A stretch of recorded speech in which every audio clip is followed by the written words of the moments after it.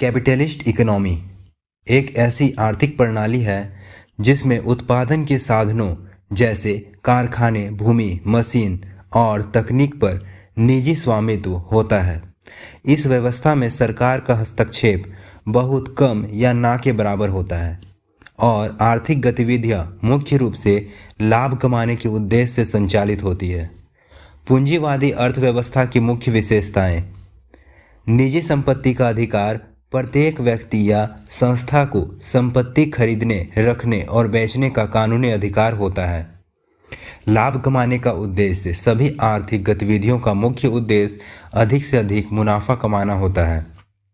बाजार और प्रतिस्पर्धा: बाजार में कई उत्पादक और विक्रेता होते हैं जिससे ग्राहक को बेहतर विकल्प और सेवाएं मिलती है। मांग और पूर्ति द्वारा मूल्य निर्धारण: वस्तु और सेवाओं की कीमत बाजार की मांग और पूर्ति के आधार पर तय होती है।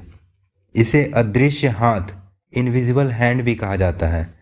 उपभोक्ता की संप्रभुता, कंज्यूमर सॉवरेनिटी: बाजार में उपभोक्ता को राजा माना जाता है। कंपनियां वही सामान बनाती है जिसकी मांग ग्राहक करते हैं। सीमित सरकारी हस्तक्षेप: सरकार केवल कानूनी व्यवस्था, सुरक्षा और बुनियादी नियमों को बनाए रखने तक सीमित रखती है, जिसे लेसेस फेयर नीति कहते हैं। पूंजीवादी अर्थव्यवस्था के लाभ क्या क्या हैं, तो आइए देखते हैं। उच्च उत्पादकता और नवाचार: प्रतिस्पर्धा के कारण कंपनियां नई तकनीक और बेहतर उत्पादन विकसित करती है।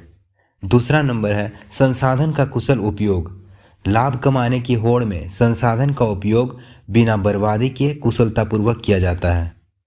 उपभोक्ता को स्वतंत्रता: ग्राहकों के पास चुनने के लिए विभिन्न प्रकार के सामान और सेवाएं उपलब्ध होती है।